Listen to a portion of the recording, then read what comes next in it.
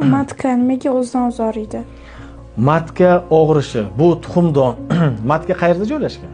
Men bilmayman, prosta eshitdim shunaqa gap, shunga so'radim. Nima eshitsangiz so'ravering, men bilaman. Matka kichik chanoq bo'shlig'ida, kindik pastida, qovoq sohasida joylashgan 3 santimetrlik organ. Homilador bo'lmagan ayolda u homiladorlikdagi u kattalashib ketadi. Tushundingiz? Matkani 3-5 santimetr atrofidagi organ.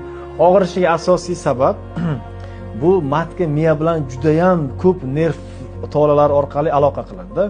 Qattiq stress olgan ayolda hayzi buziladi. Bachadon miometriya, endometriya qavatlari, o'sha bachadon matkalari qattiq tortishuvga, tonusga tushib qoladi. Masalan, bitta sababi shu qattiq stress hisoblanadi.